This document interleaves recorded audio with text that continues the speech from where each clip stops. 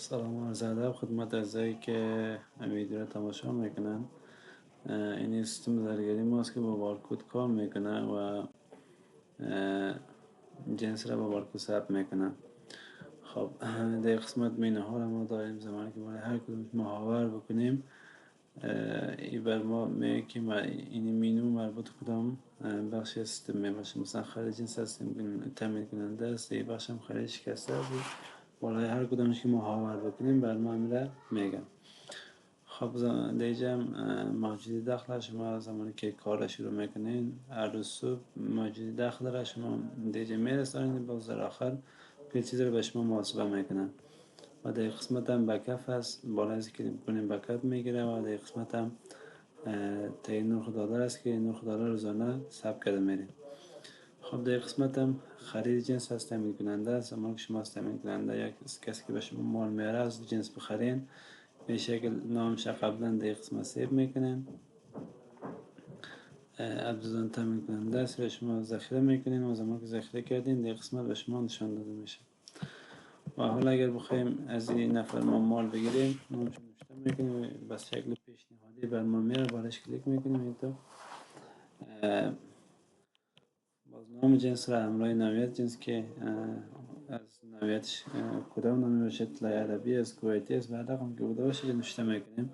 باز در قسمت هم چقدر وزن است که وزن مجموعه چقدر میشه نوشته میکنیم که نظر به کدام معیار ما را گرفتیم اینا رو نوشته میکنیم. خود سیستم پاسه از رو میگشه که نظر به وزن گرام پاسه از رو تعیین میکنه. و در قسمت هم رسید پاسه است که هر چقدر شما رسید بکنین اینجا باقیش خودش میکشه. و در قسمت هم به خاطر هر گرام شما چقدر وجوه دادین رو نوشته میکنین که دیگراش خودش محاسبه میکنه نظر به وزن. خب زمانی که تمام چیز درست بوده باشه ذخیره نهایی شما میزنید، در این باز به حساب خرید میره. خب زمانی که به کسی شما پاسای وجوه پرداخت میکنید در قسمت میشه که شما را پرداخت بکنید. در قسمت هم خرید شکسته است که شما از مشتری جنس میخرین و باز همین ثبت کرده میرین که هر که ثبت کرده برین روزانه چقدر بوده باشه در اینجا لیست شده میره. و در قسمت هم که مجموعش پول و گرامش بر ما نشان میده. خب باز در آخری که زمانی که کاربار ما بر امروز ختم بوده باشه در قسمت میم یک گزارش به خاطر شکسته ما ثبت میکنیم که مثلا ما امروز چقدر خریدیم و از اینجا معلوم میشه و از میریم که در قسمت یک گزارش ثبت میکنیم که اینقدر ما خریدیم که اینقدر مقدارش به دوباره فروخته شد و اینقدرش هم به پاسه تبدیل شد. تا از رو نوشته میکنیم و ثبت میکنیم. خب اینجا انبار داریم جنسایی که شما ثبت میکنین. باز این قسمت در انبار همراه قیمت خریدی ذخیره شده میرن و بر ما باز نشان میده. و در قسمت هم مصارف ما داریم، مصارف که بالای شرکت یا زرگری ما میاد همینجا نوشته کرده میریم و در اخیر بر ما در اخیر به این شکل نشان داده میشه و مجموعش هم به این شکل نشان میده. خب در قسمت هم قرضداره هست که این نفر قرضدار بوده، اینقدر جنس خریدن و اینقدرش هم باقی شده، این را بر ما نشان میده. و در قسمت اگر بخوایم این را رسید بکنیم در قسمت میم را رسید میکنیم که بالای دکمه پلاس یا جمع کلیک میکنیم، قسمت رسیدش باید بر ما میاد میره باز ما رسید میکنیم. خب در قسمت هم باز ثبت تجنیز شکسته شما زمانی که جنس شکسته رو خریدین و اونایی که درست بوده باشه و قابل فروش بوده باشه و را میخواین که بفروشین دیگه ثبت میکنید که سیستم به شما یک بارکد را مشخص میکنه و در قسمت هم میتونین عکس همون جنس را اپلود بکنین و در سیستم به این شکل همراه یک بارکد مشخص و عکس خودش ثبت میشه.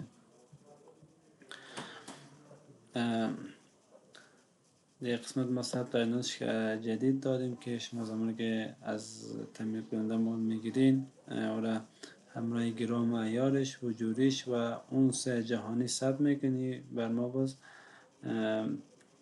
قیمت خرید را از روی همین چیزا بر ما معلوم میکنه و میتونید که یک عکس هم با همراه از اتچ بگیرین و همراه از ثبت بکنین.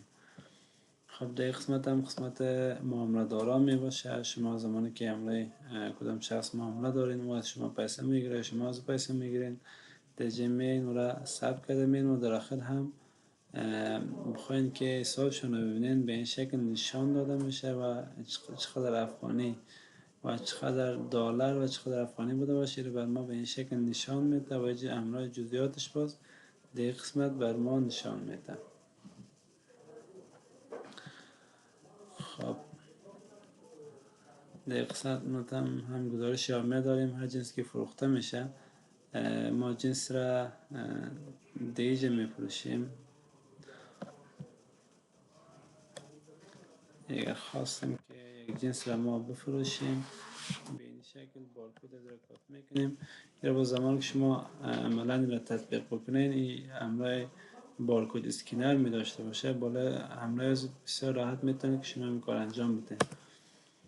خب در قسمت جنس را بر ما میکشه که واحد پولش انتخاب میکنیم. مثلا 17,000 بر ما غلطیده، اگر بخوایم که 20,000 همراه بفروشیم به این شکل ثبت میکنیم و نام مشتری را در قسمت ما ذخیره میکنیم. ما میبینیم که ذخیره داریم، میره خب در بخش مثلا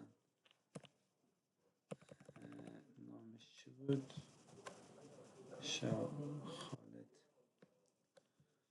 مثلا خالد را وارد میکنم و این برنامه به این شکل فرزن ما به همین نفر یک جنس را که با همین مشخصات طلای عربی است، 3 گرام است و 14 یار است، این میره ما فروخت. ما بیجا اگر بخوایم که را بپروشیم ذخیره میزنیم برنامه که نمبر بیل که شما بر از دادین چند است، فرزن تو یک نمبر بیل ذخیره بکنیم. قیمت این هم تاریخش است.